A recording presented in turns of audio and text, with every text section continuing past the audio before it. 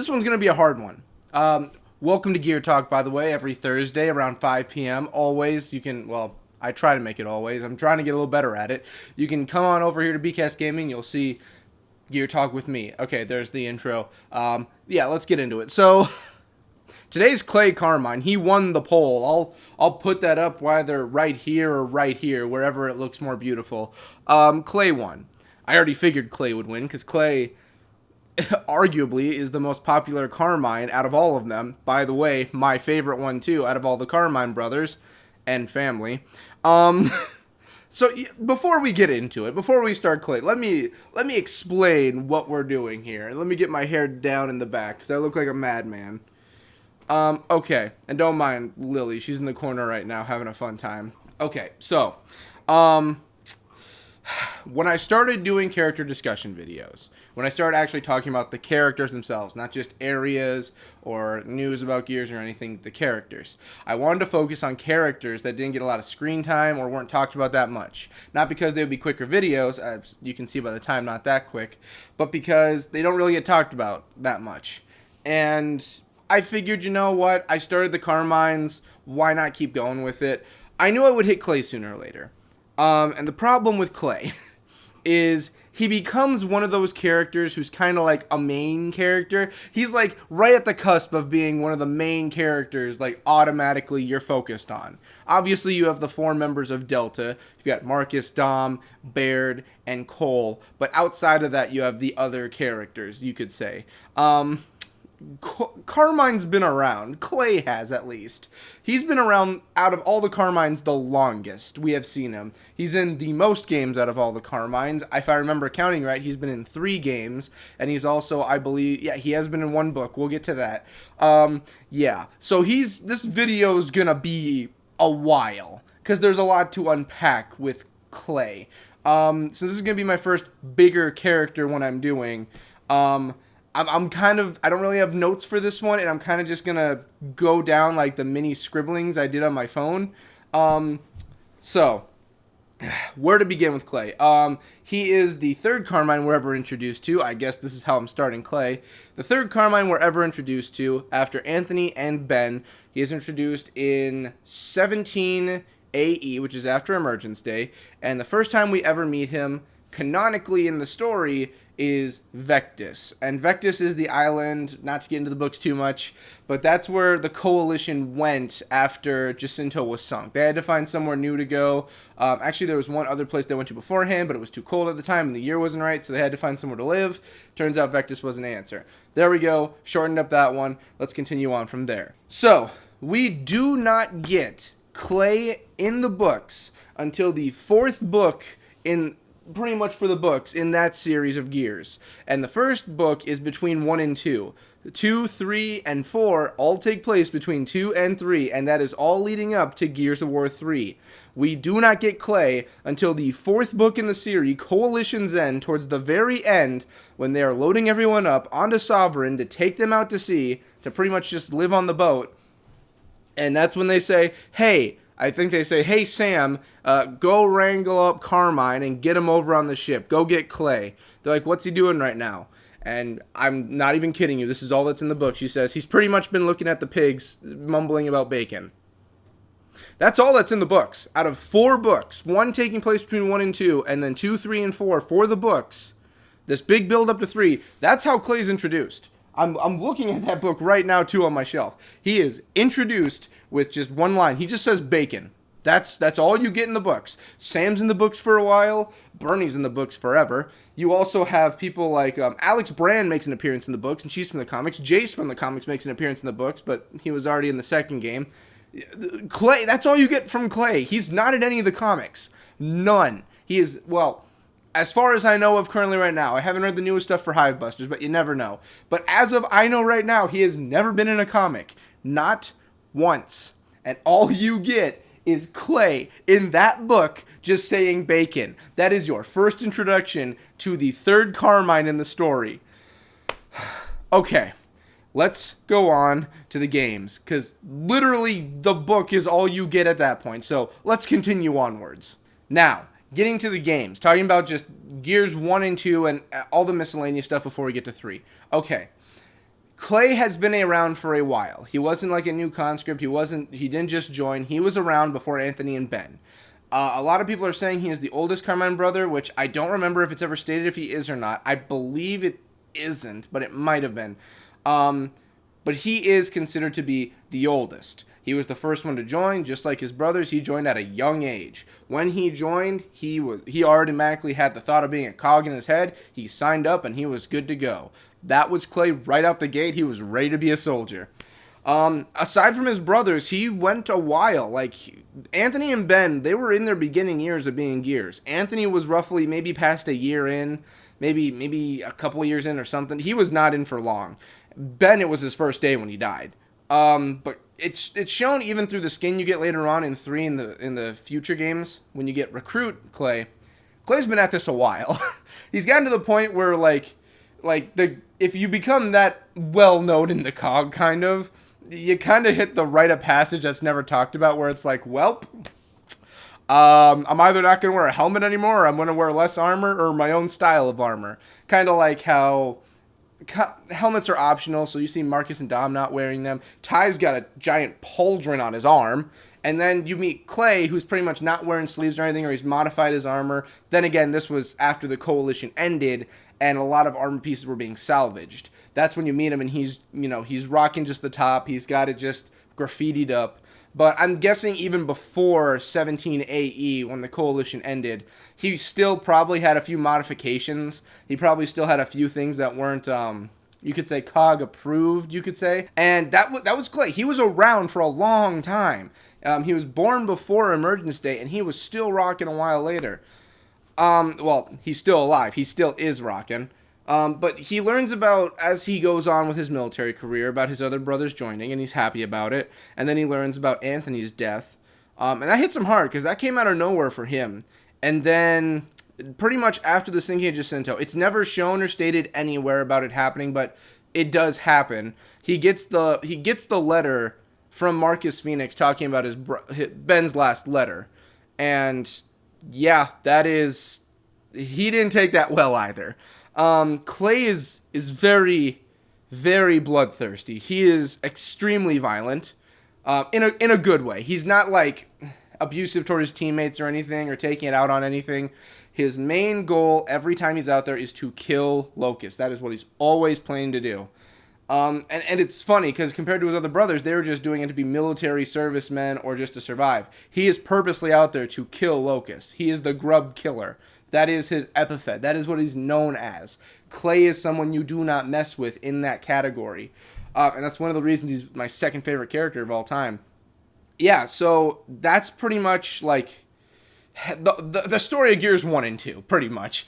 Also, in between that time, or while he was on Sovereign, he got the tattoo of Anthony and Ben on his arm.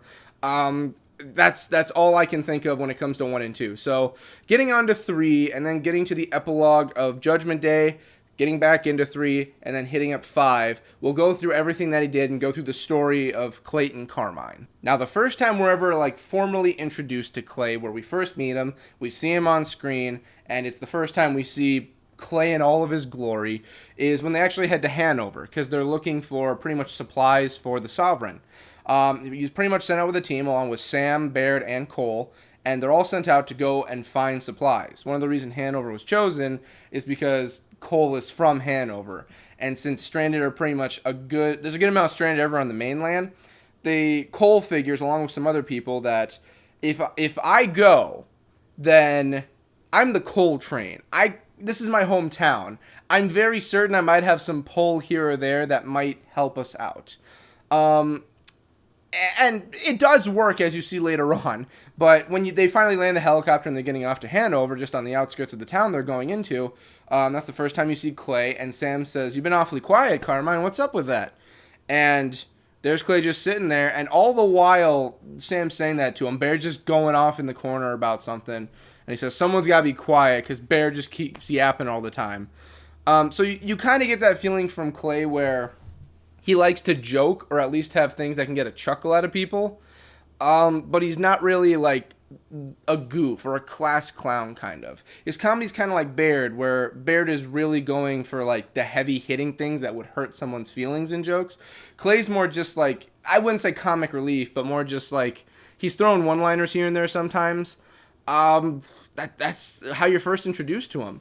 Later on, they get off and they are searching through Hanover for supplies. They go through pretty much the grocery stores. There's pretty much nothing that's been picked dry. Then they go through the stadium, and then later on, they actually have to make their way to the bridge. Now, in between all that stuff, because I'm kind of skipping around here, because going step by step, everyone has pretty much played 3 at this point. You know what happens. But while they're going through, there are things like traps and objects that are falling. He almost gets crushed by a car at one point. When they're coming up to a stranded outpost, they literally shoot him, and it ricochets off this helmet. Pretty much a callback to, hey, you're going to die with the car because you're a Carmine. Hey, you're going to get shot in the head and die just like your brother because you're a Carmine.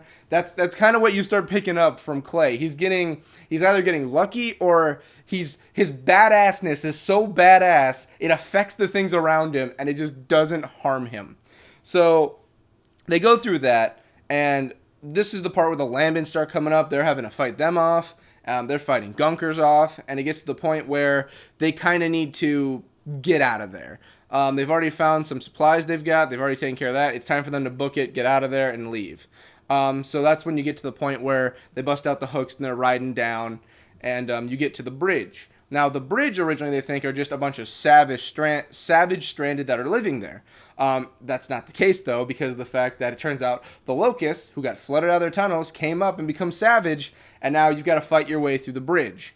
Clay joins in for all of this. He's fighting through. He's along with the other 3. And sooner or later, they do make their way to the bridge. And, I mean, pretty much, they get to the bridge. They got to get back to Sovereign at that point. And that's when the giant, just Leviathan comes through the Lambent one, and they got to figure out a way to blow it up. And it comes to everyone's mind, especially thanks to Baird, let's blow it up with an army of tickers. And it's pretty much everyone's on board for that. No one's really against it. So they do it. It blows up, and it blows up big time. Because the larger the creature with the most emulsion in it, the bigger the boom and the most damage you can get out of it. So that happens. Everything's destroyed. Everyone starts washing up shore, and that's when we continue to follow Carmine for a while still. Now, you might be thinking, hey, a giant explosion, and there's a Carmine near.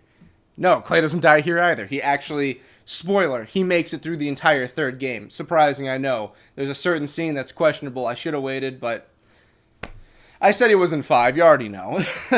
So they wash up on shore, and Clay, once they wash up, see that, like, hey, we're the only ones here. We got to find the other survivors, see if anyone's okay. And he looks up and he sees just a Brumach, he sees a siege beast, he sees a decent wave of locusts heading down to pretty much the beach area, and he's like, hey, we've got problems, look sharp, we got to get going. They're not coming for us, they're coming to kill us if we're still alive, we got to get moving now. So that's when all of them are like, okay, we got to go find who's left, we got to see what's going on. Marcus, Dom, let's see if we can find them, make sure they're okay.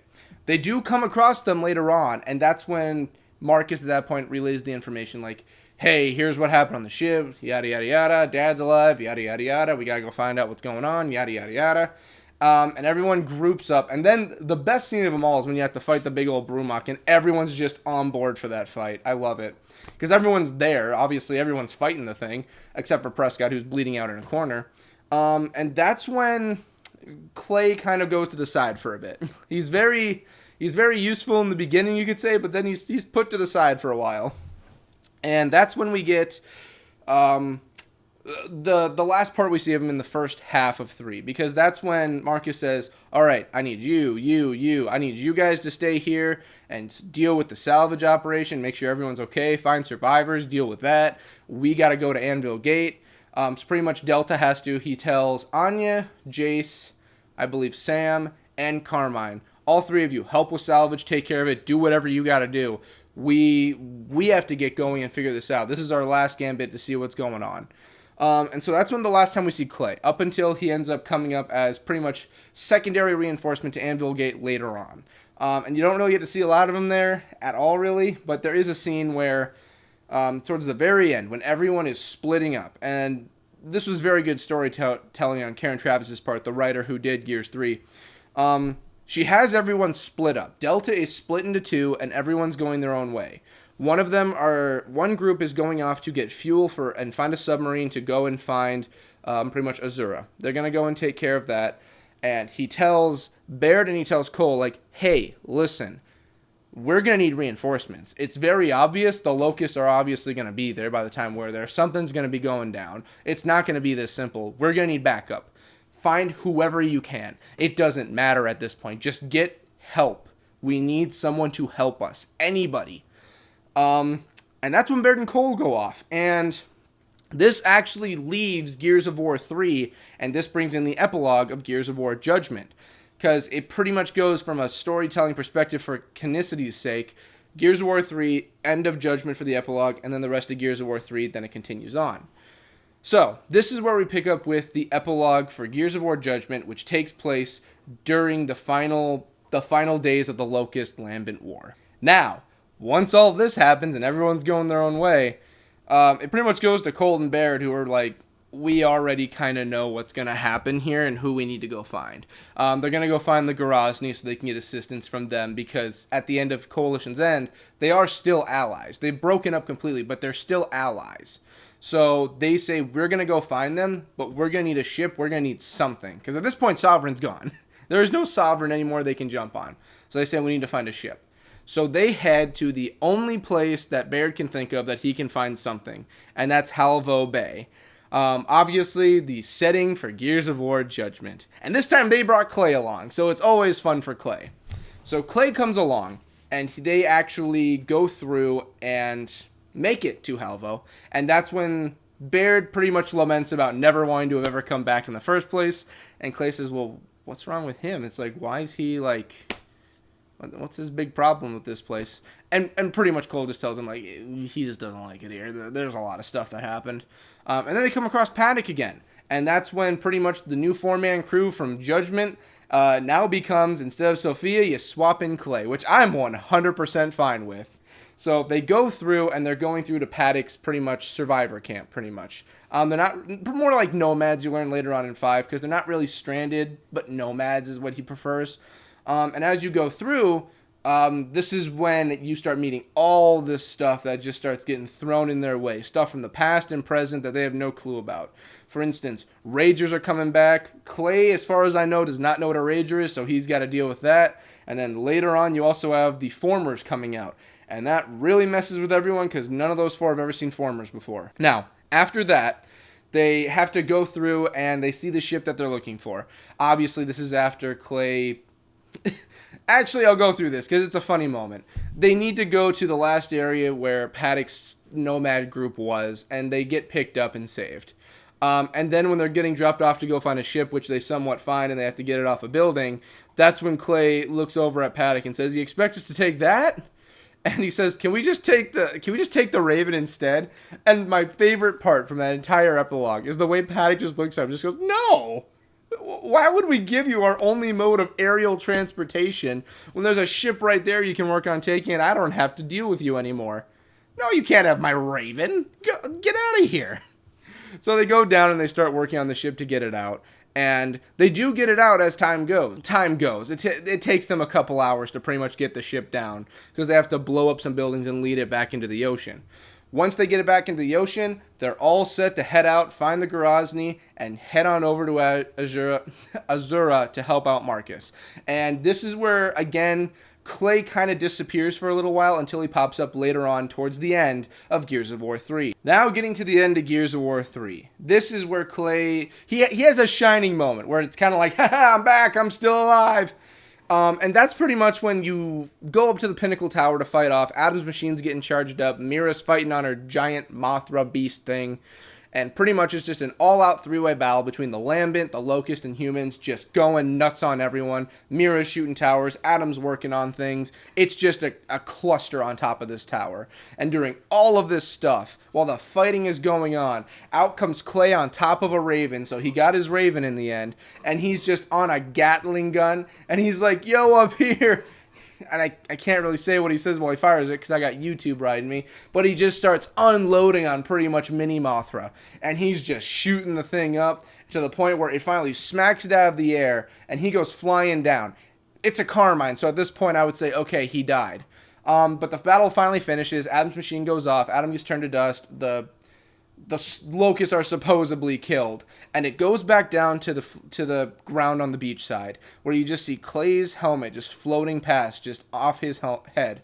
Then you just see a big old mammoth hand come down and grab on and bring it up, and it slowly pans up his body, and before you see his face, the helmet's already back on, and he's bringing people over to help evac and help out the rest of the squad. Now, the funnest thing kind of about that scene is that Clay was up in the air to die for a while, so anyone who wasn't around back in the day of 360s, there was a thing that was really relevant at the store for pretty much Gears of War 3, and it was, hey, if you buy this certain item that says Carmine must live, they would put a point up for the Carmine must live aisle. If you bought the Carmine must die shirt, then there's a chance Clay could die at the end, which they would kill him. He's a Carmine.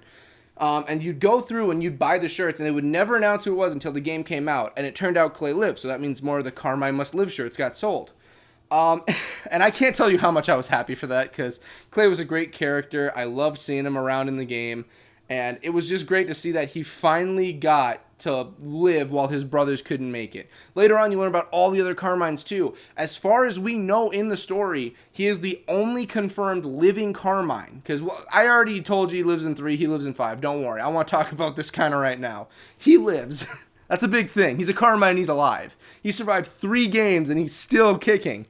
Clay was definitely like my favorite character. Well, aside from Dizzy, he was my favorite character in 3 because he was a Carmine. You already knew his role pretty much, and he lived. It was the craziest thing in the world to see because it was only 3 games in at that point, but it was still like, we have a living Carmine. 1 for 3. It's still failing, but it's something. Yeah, so that was where we got him during Gears of War 3, Gears of War Judgment, and the beginning of 3. Going on now, let's talk about Clay over in Gears of War 5, the last game he has been in so far. Now, I was happy as hell to see him during, Gears of War 5, Gears 5, but I was kind of disappointed he wasn't used more. He was more just like a cameo character during that, and it sucks because he's Clay Carmine. He got promoted to, I believe, a Chief Sergeant, which is, I think, aside from Hoffman, I think he's the highest rank we've ever seen in a Gears game, Chief Sergeant, because normally that's what we see are, because a lieutenant's lower than a sergeant, I believe, and then Chief Sergeant is higher than a normal sergeant, and then I don't think we've ever seen anything higher than that aside from Hoffman and who's ever in charge of the government, and obviously who's ever pretty much like their equivalent of Secretary of Defense you see in the books now and then. But I think he was the highest one we saw active duty aside from Hoffman. Yeah, pretty much in 5 we get introduced to him. He's become, 25 years later, he is now the Chief of Enforcement or Chief of Security for Settlement 2. He's trained at the military school. He was involved in Dell's, Faz's, and JD's training. He's still good friends with Marcus, as we can tell. They all know him. Everyone's on good relations. And we get introduced to the newest Carmine, Lizzie Carmine, who is his niece. Now, that's a whole can of worms I'm saving for the Lizzie video. Don't worry. I have a lot of stuff to talk about with that one. I got a lot of stuff to talk about when it comes to D. Carmine. I got a ton of stuff to go over. Don't worry. That's a conversation for the Lizzie video. I promise you. But yeah, he's pretty much in charge. Since he's chief, they order him to evacuate Settlement 2. He's in charge of evacuation, and you hear him through the comms pretty much with Jin saying like, hey, stuff's going down, things bad. I need reinforcements. Get people down here. Things are bad. And then that's the first time you hear him. You're like, oh my God, Clay's here. And that also worries me because it's a new game. What if he dies? I'm worried. So he does make his way, everyone makes their way over to there, and they do give him the backup he needs, and they get a bit of a breather after they start clearing out the streets, and they see that Clay's still alive and helping out people. He pretty much gets a moment to sit down, catch a breather, and he's aged up a bit at this point, probably mid-40s to probably late 50s, around that area, because you never really get a definite age for Clay. And you can tell he's getting older, because he's like, oh God. Okay, I'm tired. And then Lucy's like, Uncle Clay, and he's like, now we gotta get up again, okay. And you can tell he's getting some age. He's past the Clayton Carmine prime, you could say. Yeah, so he gets up and he goes to assist, and I got my dishwasher going on the side. And he says, like, hey, proud of you, you did good out there. And then holy shit breaks loose when the swarm starts bringing in the heart leeches. Things are getting even worse. Clay does survive that situation, though. His niece, not so much. We'll talk about that in the Lizzie video, don't worry. He makes it out of there. He's able to get out. He makes the evac with everyone else, just like Marcus, all of them. He gets out of there. I don't think he was in the same group with them, but he got out in a different evacuation, pretty much. He was on a different area, I believe, when the hammer was coming down and all that good stuff. And we do not see Clay again at all until the very end of the game when he is in Old Ophira and he's fighting off the biggest swarm that he's ever had to deal with in his life. He looks at everyone coming through as backup, everyone he's trained, everyone he's helped, and he says, I'm not going to lie to any of you right now. It's a mess out there. It's bad. It's not good. And he says, I got to go deliver this. I need someone to come with me. They pretty much got like the targeting. I believe it's the targeting devices that they need for the hammer. I need someone to come with me. I need everyone else to go get these out. And to his credit, he does plant his. Clay does it. It gets destroyed later on, though, because between the beginning and end of the game, Clay gets to meet what was introduced as the Kraken, which is a giant worm, which it could be a rift worm. I don't know. That's a discussion for another video, too. And it's just a cluster. This thing is railing through, destroying things. You got Reyna out there. Things are going nuts. Everyone's like, get back to the bridge to New Ophira. We got to hold this thing off. It's the biggest gate we got. This is the only thing keeping it from them and us. So Clay makes it over there. Again, he's still kicking, but on the way he's helping hold off the Kraken. He's sitting there just unloading, destroying, and it's like, everyone just get there. We'll follow when we can. And he does get there, and him along with the Onyx Guard and Lily getting afraid of my phone.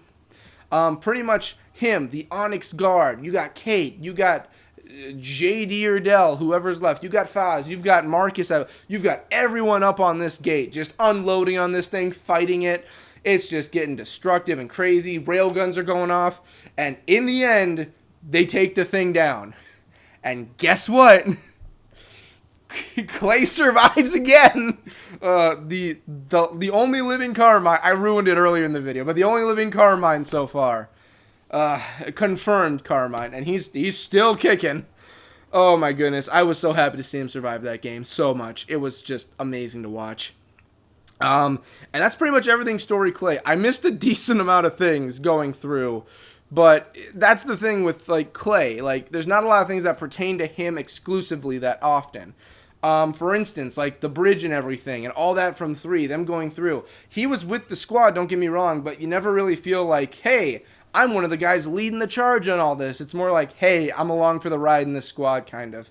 Again, that's not a bad thing on Clay's end. Clay still is an amazing character, even with that. In my opinion, he did more than Jace. He did more than about even with Sam. He did about even, but this is like, I guess this became a new thing in the last few videos. He was the highest tier Carmine you can think of in my mind. Yeah, so that's Clay. I mean, there's a bunch of little extra tidbit information about him. Like I said, he's a chief sergeant. I think that means he would outrank Marcus just by rank, just by legacy alone. He doesn't even compare. The only living confirmed Carmine. He has the tattoos of his brothers on his arm.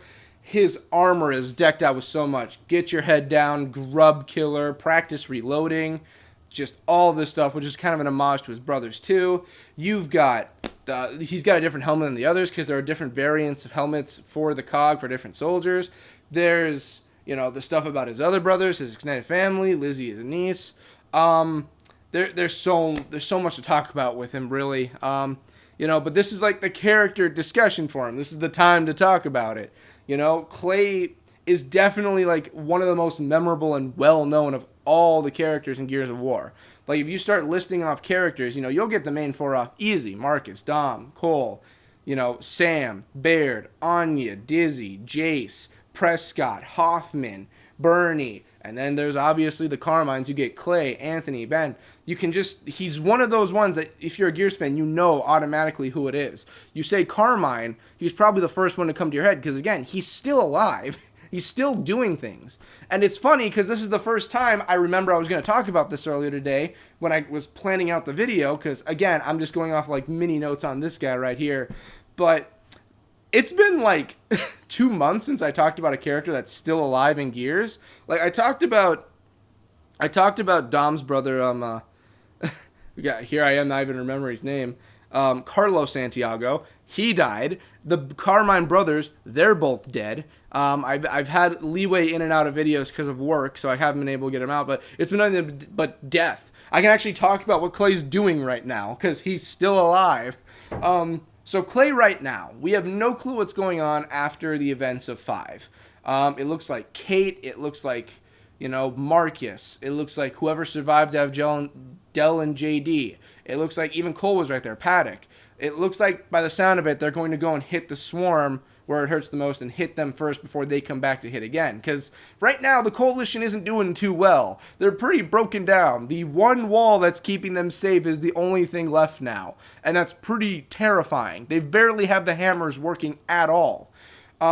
So I'm assuming they're going to go and do something. I don't know, maybe they're going to tell Clay, but in my mind, what's going to happen is, because it seems like Jin very much trusts Clay, because Clay's a cog through and through. He always will be. Even if Jin's in charge, whoever's in charge, he's a soldier. He's going to be a soldier. He's like that one level above Faz, pretty much. My assumption is he's going to be chilling back at New Afira. I feel like or New Jacinto, whichever one you want to call it, it's pretty much both. They're both new.